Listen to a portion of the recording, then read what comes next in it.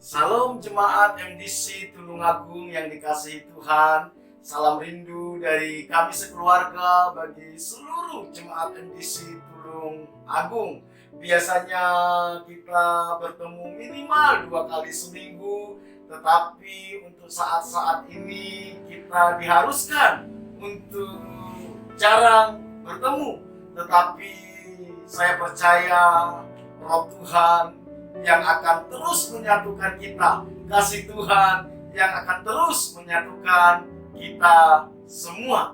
Pada saat ini saya ingin menyampaikan renungan singkat bagi kita semua, betapa pentingnya kita mengenal Tuhan. Saya akan bacakan di dalam Injil Matius pasal 16, dimulai dari ayat 13. Setelah Yesus tiba di daerah Kaisaria Filipi, ia bertanya kepada murid-muridnya, kata orang, siapakah anak manusia itu? Jawab mereka, ada yang mengatakan Yohanes Pembaptis, ada juga yang mengatakan Elia, dan ada pula yang mengatakan Yeremia, atau salah seorang dari para nabi. Lalu Yesus bertanya kepada mereka, tetapi apakah kamu? Siapakah aku ini? Maka jawab Simon Petrus, engkau adalah Mesias, anak Allah yang hidup. Kata Yesus kepadanya, berbahagialah engkau Simon bin Yunus, sebab bukan manusia yang mengatakan kepadamu, melainkan Bapakku yang di sorga. Satu saat Tuhan Yesus menjelang hari-hari Dia di mana akan disalibkan, Tuhan Yesus bertanya kepada murid-muridnya, menurut orang lain siapa? Siapa? Tentu Tuhan Yesus bukan tanpa tujuan menanya ini. Tuhan Yesus punya tujuan. Kenapa Dia harus bertanya kepada murid-muridnya? Salah satu tujuan dari Tuhan menanyakan ini adalah supaya murid-murid tahu sejauh mana mereka mengenal Yesus. Karena ada banyak orang sudah lama ikut Tuhan, sudah lama menjadi orang Kristen, sudah lama melayani Tuhan, sebenarnya sesungguhnya mereka belum mengenal Tuhan. Makanya Tuhan Yesus bertanya, menurut orang lain siapa aku? Dia mulai dari menanya orang lain. Ada yang mengatakan Elia, ada pula yang mengatakan Yeremia, atau salah seorang dari para nabi. Saudara, sampai satu saat Tuhan Yesus bertanya kepada murid-muridnya, menurut kamu siapa? Ini menjadi sangat penting, saudara.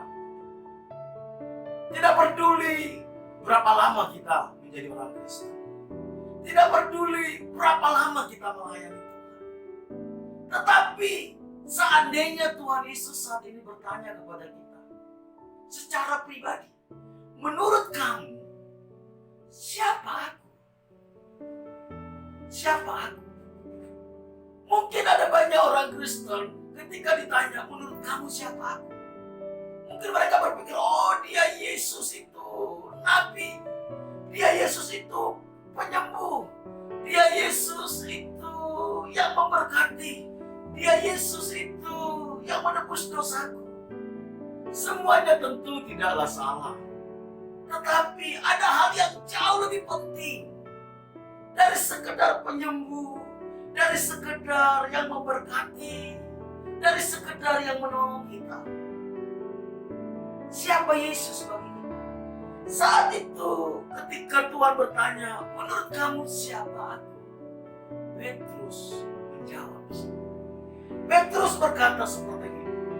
Maka jawab Simon Petrus, engkau adalah Mesias, anak Allah yang hidup. Mesias. Mesias itu artinya yang diurapi. Yang diurapi. Dia imam. Gabungan antara nabi dan raja. Dia imam yang menghubungkan kita dengan Bapa di surga. Dia imam besar kita.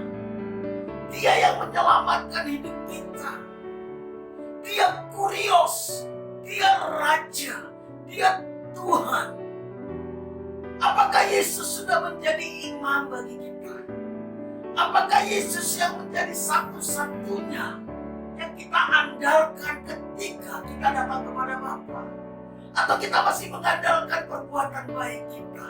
Kita mengandalkan amal baik kita, bukan mengandalkan Yesus.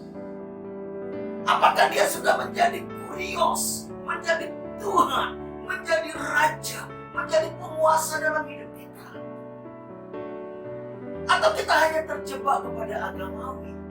Kita beragama tapi Yesus belum menjadi penguasa. Kita masih menjadi penguasa atas hidup kita. Kita yang mengontrol hidup kita. Kita hidup sesuka hati kita.